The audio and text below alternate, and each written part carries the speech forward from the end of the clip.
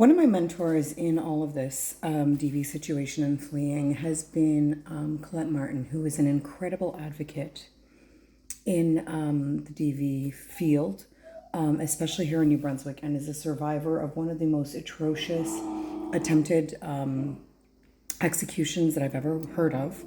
Colette helped identify a lot of the elements of coercive control and made coercive control known to family court legislature.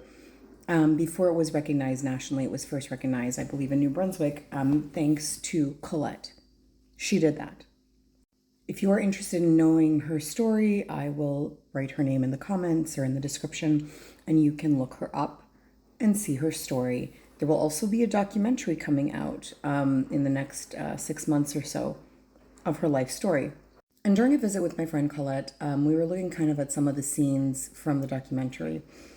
And I said to her, it's kind of always confusing to me, and I feel always embarrassed because when I look at situations like yours, and I'm saying to my friend Colette, I feel like my situation is not as obvious, and I feel like I have to explain the situation, and I feel like I have to really go into detail as to how this is coercive control, this is abuse, this is any of those things.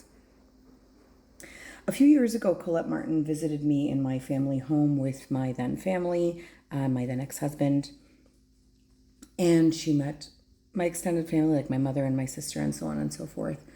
And when I made this statement recently to her, she put her hand on me and she said, "Cher, when I walked into your house, all I could smell was coercive control and death. And I had never really met you in person before."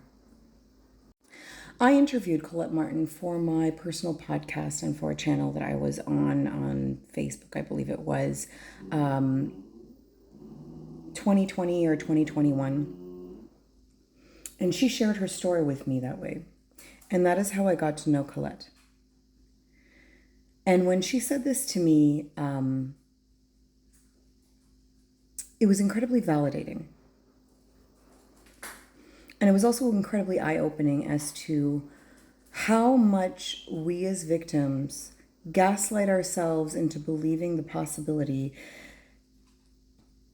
that we may be overplaying it. Especially when I compare to a situation like Colette. All this to say is that you may feel like you are overreacting, or that there's a possibility that you will be misunderstood or that you will be seen as exaggerating. But you know your story better than anyone. And survivors always know what they see, feel, and sense in the room. Don't gaslight yourself. Save your own life.